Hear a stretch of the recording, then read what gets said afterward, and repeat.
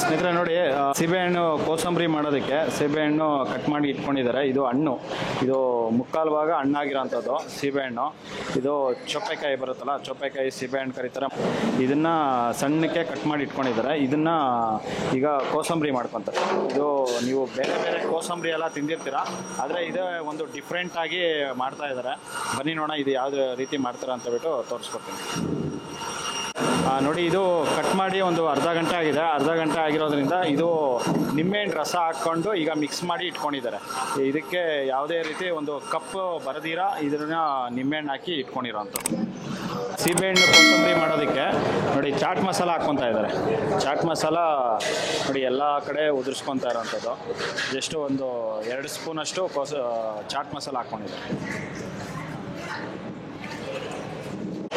ಸ್ನೇಹಿತರೆ ನೋಡಿ, ಚಾಟ್ ಮಸಾಲ ಹಾಕ್ಕೊಂಡು ಇದನ್ನು ಮೇಲ್ಗಡೆ ಕೊಬ್ಬರಿ ಹಾಕ್ಕೊಂಡಿದ್ದಾರೆ.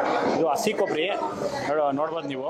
ಇದು ಹಸಿ ಕೊಬ್ಬರಿ ಹಾಕ್ಕೊಂಡು ಇದು ಇಷ್ಟೇ ಅಂತ ಕೋಸಂಬರಿ ಅನ್ನೋದು ರೆಡಿಯಾಗಿದೆ. ಇದು ಅಷ್ಟೇ. ಇದು ಸೀಬೆಹಣ್ಣು, ನಿಂಬೆಹಣ್ಣು ಮತ್ತು ಚಾಟ್ ಮಸಾಲ ಮತ್ತು ಹಸಿ ಕೊಬ್ಬರಿ ಇವು 4 ಹಾಕ್ಕೊಂಡ್ರೆ ಸೀಬೆಹಣ್ಣು ಕೋಸಂಬರಿ ಅನ್ನೋದು ರೆಡಿ ಆಗುತ್ತೆ.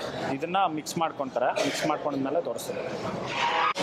ಸ್ನೇಹಿತರೆ ನೋಡಿ, ಸೀಬೆಹಣ್ಣು ಕೋಸಂಬರಿ ಅನ್ನೋದು ರೆಡಿ ಆಗಿದೆ. ಇದನ್ನು ಒಂದು ಅರ್ಧ ಮಿಕ್ಸ್ ಮಾಡ್ಕೊಂಡಿದ್ದಾರೆ. ಅರ್ಧ ಮಿಕ್ಸ್ ಮಾಡಿಕೊಂಡು ಮತ್ತೆ ಇನ್ನೊಂದು ಅರ್ಧ ಈಗ ಬಳಸೋ ಟೈಮಲ್ಲಿ ಮಿಕ್ಸ್ ಮಾಡ್ಕೊತಾರೆ. ಇಲ್ಲ ಅಂತಂದರೆ ನೀರು ಬಿಟ್ಕೊಳುತ್ತೆ. ಆ ಕಾರಣಕ್ಕೆ ಇದು ಸ್ವಲ್ಪ ಸ್ವಲ್ಪ ಮಿಕ್ಸ್ ಮಾಡಿಕೊಂಡು ಬಳಸೋಕ್ಕೆ ಕಳಿಸೋಂಥ. ಅದೇ ಒಂದು ಬಕೆಟ್ಗೆ ಎಷ್ಟು ಬೇಕೋ ಅಷ್ಟು ಮಿಕ್ಸ್ ಮಾಡಿಕೊಂಡು ಮತ್ತೆ ಅದನ್ನು ನೆಕ್ಸ್ಟು ಮಿಕ್ಸ್ ಮಾಡಿಕೊಂಡು ಬಳಸೋಕ್ಕೆ ಕಳಿಸೋ ಅಂಥದ್ದು. ನೋಡಿ, ಇದು ಕೋಸಂಬರಿ ಅನ್ನೋದು ರೆಡಿ ಆಗಿದೆ. ಸ್ನೇಹಿತರೆ ನೋಡಿ, ಸೀಬೆಹಣ್ಣು ಪಲ್ಯ ಅನ್ನೋದು ಟೇಸ್ಟ್ ಮಾಡಿದೆ. ತುಂಬ ಚೆನ್ನಾಗಿದೆ. ಒಂಥರ ಡಿಫ್ರೆಂಟು ಸ್ವೀಟ್ ಮತ್ತು ಅದರಲ್ಲಿ ಚಾಟ್ ಮಸಾಲ ಹಾಕಿದಾರಲ್ಲ, ಅದರಿಂದ ತುಂಬ ಡಿಫ್ರೆಂಟಾಗಿ ಚೆನ್ನಾಗಿದೆ. ಮತ್ತು ಅದರಲ್ಲೇ ಕೊಬ್ಬರಿ, ಹಸಿ ಕೊಬ್ಬರಿ ಹಾಕಿರೋವಂಥದ್ದು ತುಂಬ ಚೆನ್ನಾಗಿದೆ. ದಯವಿಟ್ಟು ಇದನ್ನು ಈ ರೆಸಿಪಿ ಟ್ರೈ ಮಾಡಿ. ನೀವು ಇದೇ ಥರ ಕಟ್ ಮಾಡಿ ಜಸ್ಟು ಒಂದು 10 ನಿಮಿಷದಲ್ಲಿ ಮಾಡೋ ಅಂಥ ಒಂದು ರೆಸಿಪಿ ಇದು. ಟ್ರೈ ಮಾಡಿ, ತುಂಬ ಚೆನ್ನಾಗಿದೆ.